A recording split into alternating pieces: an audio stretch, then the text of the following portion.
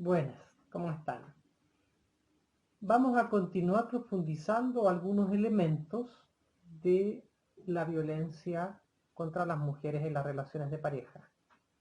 Está disponible para ustedes hace poco el video Violencia es violencia, Violence is violence, es decir, que muestra de alguna manera que la violencia es violencia independiente si la ejerce un hombre a que si la ejerce una mujer en el contexto de pareja. Pero ¿por qué en este curso le damos tanta valor y tanta importancia a la violencia contra las mujeres?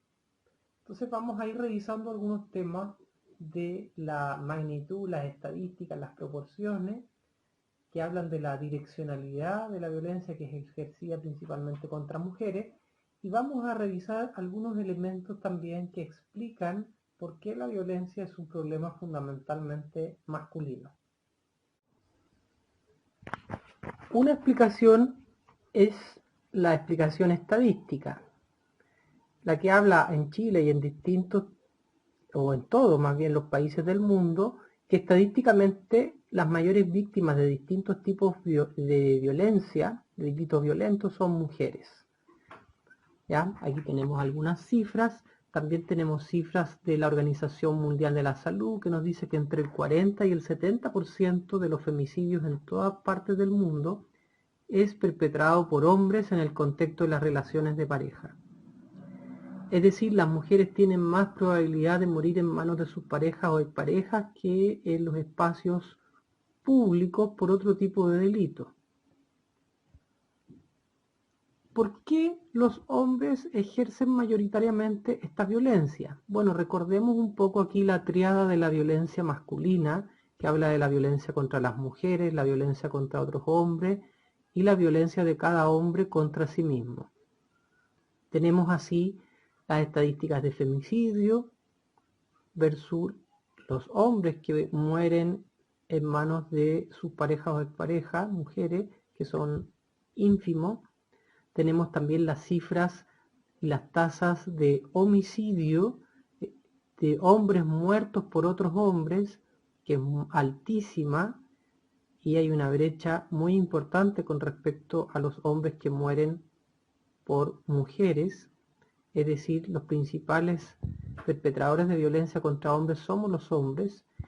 Y tenemos las tasas de suicidabilidad que muestran que los hombres también lideramos la autoviolencia, ¿ya? Esa forma extrema de autoviolencia que es el suicidio, porque existen muchas otras formas de violencia y de descuido de la propia salud, donde los hombres también somos los principales más autoviolentos. Por eso se habla de un modelo de masculinidad hegemónica y conservador o masculinidad tóxica, que en sí mismo es un factor de riesgo para la salud propia y la salud ajena. Pero el problema no son exactamente los hombres, sino que es este modelo de masculinidad. La pregunta entonces es, ¿por qué los hombres ejercemos más violencia?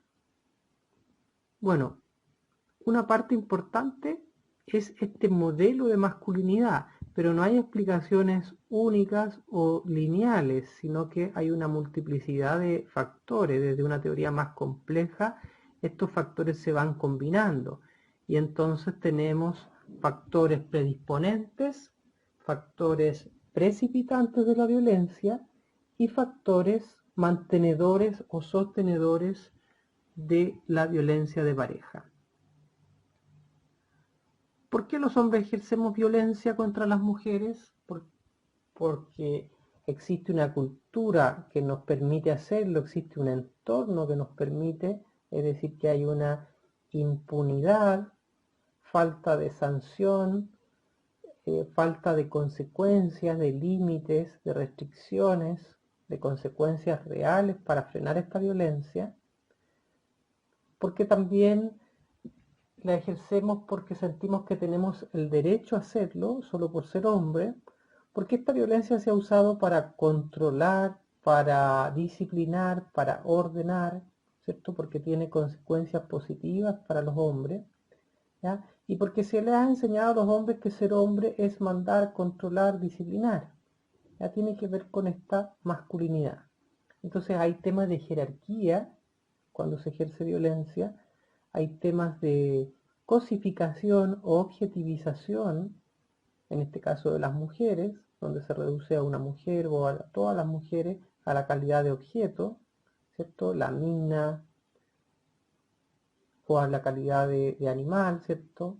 La yegua, la perra, o a la calidad de una parte del cuerpo, un objeto, la pierna, ¿cierto? Todo eso tiene que ver con la cosificación, con un proceso simbólico, y cuando se reduce a una persona algo menos que persona, entonces es un facilitador posterior del ejercicio de violencia física. Y también hay razones de hostilidad horizontal, proyectar la opresión que viven los hombres en todo el sistema económico y social y a través de su proceso de socialización, que lo hacen después ejercer esa misma opresión, esa misma violencia contra sus pares, las mujeres. Algunos de los factores predisponentes tienen que ver con el contexto cultural, histórico, social, la socialización de género, ¿cierto? Tenemos ahí cómo se asocia masculinidad hegemónica al ejercicio de la violencia. Buena parte del fenómeno de la violencia masculina es por cómo está concebida, construida y diseñada la masculinidad. Ya los hombres estamos sometidos en nuestro proceso de socialización a una serie de mandatos que tienen que ver con controlarnos, reprimirnos, no expresar emociones, ¿cierto? Demostrar constantemente que somos hombres, que no somos mujeres, que somos fuertes, que no somos bebé, que no somos homosexual, ¿cierto? Estos son mandatos que nos van poniendo en un lugar de fuerza, de poder, pero que a la vez nos van siendo como restricciones o camisas de fuerza al desarrollo de todas nuestras características humanas, porque implican mucha castración, por ejemplo, de los sentimientos y particularmente de la ternura. Este modelo hegemónico se basaría en 4 pilares que son extirpar todo lo femenino, ser importante, ser duro y cada cierto tiempo demostrar hombría, ¿cierto? Arriesgándose o haciendo exhibición o uso de la violencia para de alguna forma graduarse en esta masculinidad hegemónica. Los ideales que predominan en este modelo de masculinidad hegemónica son el dominio, el control y la autosuficiencia, a diferencia del nuevo modelo de masculinidades que se basa en la empatía y en la equidad. A la vez, otros factores predisponentes que también confluye puede ser el haber vivido en la familia de origen, en el desarrollo, en la escuela, en el barrio, distintas formas de malos tratos, violencias o abandono, o incluso que esto hayan ocurrido transgeneracionalmente, es decir, en las generaciones anteriores de abuelos o más atrás. ¿Ya? Es un factor predisponente y en los estudios que se han hecho muestra que los malos tratos físicos y psicológicos es el factor que más alto puntúa en los hombres que ejercen violencia. Pero hay otro número de hombres que ejercen violencia y no vivieron estos malos tratos físicos o psicológicos o sexuales. Y asimismo hay otro porcentaje de hombres que sí vivieron malos tratos físicos, psicológicos y sexuales en su infancia, pero decidieron no ejercer esa violencia de adultos contra sus parejas. Es decir, no podemos hablar de factores que nos predeterminan, sino que de factores que nos predisponen. ¿Ya? Pero la libertad, la elección y la conciencia siempre están a disposición. Y el haber vivido, por ejemplo, malos tratos en la infancia no es una justificación de ejercerlos en la vida adulta contra la pareja.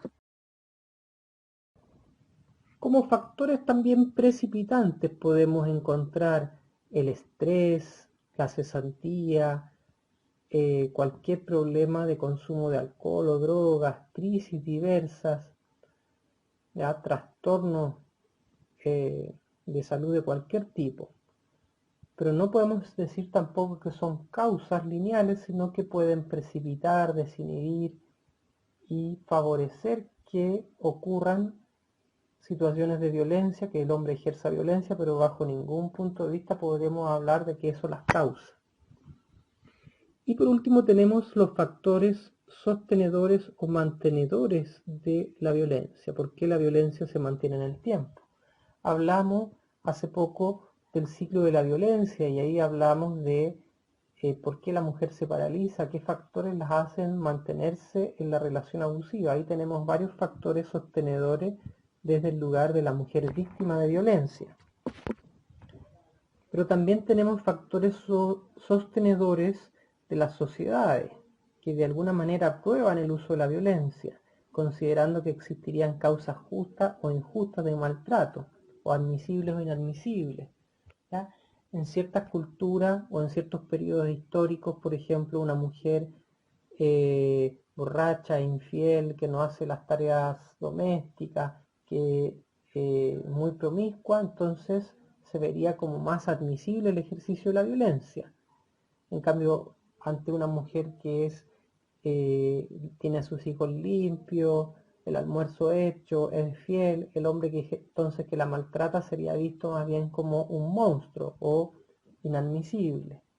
Y se habla que en los países en desarrollo, las mujeres incluso están de acuerdo que los hombres tienen derecho a disciplinar o maltratar a las esposas en caso de que no cuide a los hijos, que se niegue a tener relaciones sexuales o que se sospeche de infidelidad.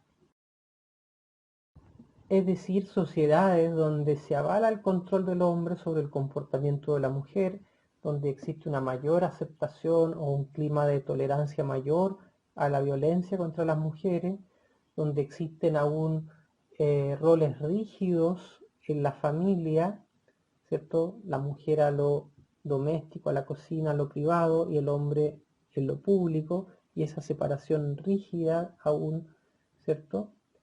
Y en sociedades donde la concepción de la infancia aún es concebida como una etapa de la vida sin derechos personales. Estas son sociedades que de alguna forma contribuyen y sostienen, son factores que sostienen que la violencia de pareja se mantenga en el tiempo.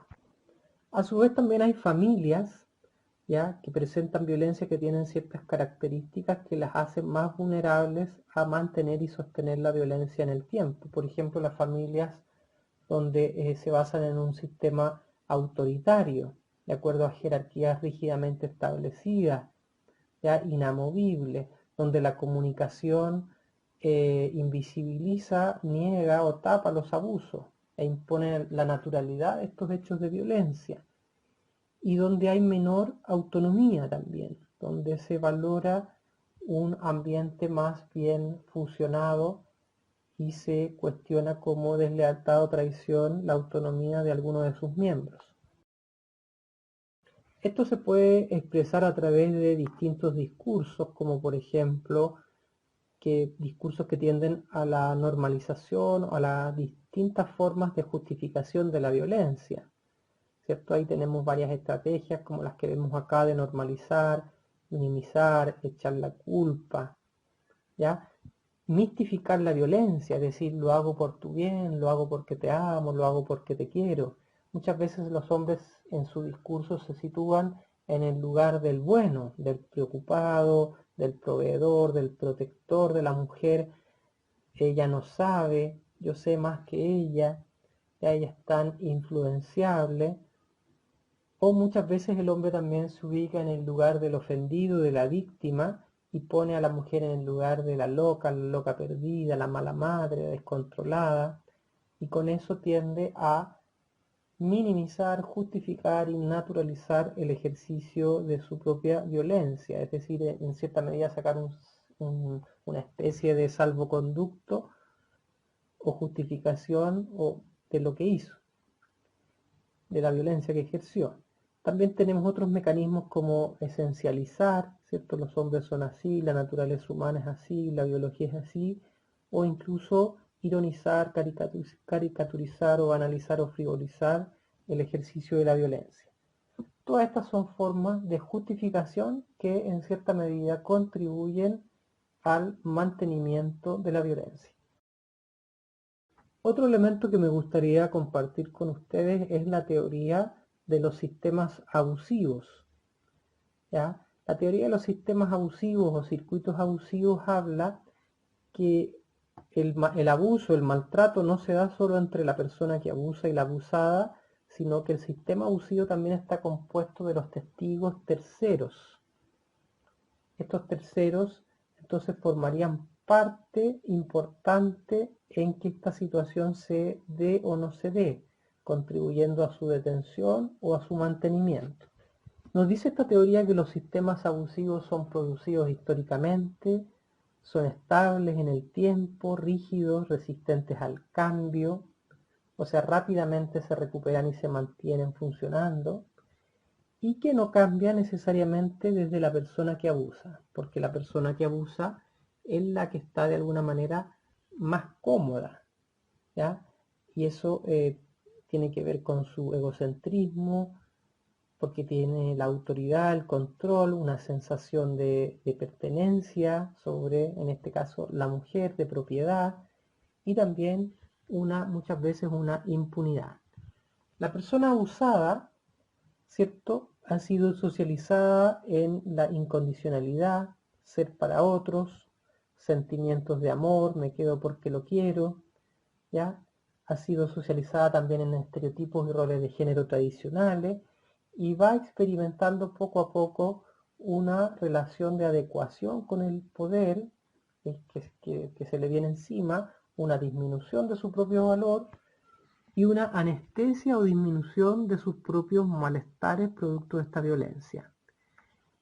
Y los terceros o testigos, que pueden ser familiares, vecinos, hijos, policía, compañeros de trabajo, jueces, juezas, funcionarios de salud, ¿cierto?, que se enteran de esta temática, pueden optar por dos posiciones: la que perpetúa, acepta o avala la violencia, ya sea a través del silencio, cómplice de no nombrar, no sentir, no rechazar éticamente, no actuar, o bien tener un rol en la detección que va a ayudar a nombrar, a ver, a visibilizar, a actuar, a interrumpir este circuito abusivo y perturbar de alguna forma este circuito automático que funciona de abuso.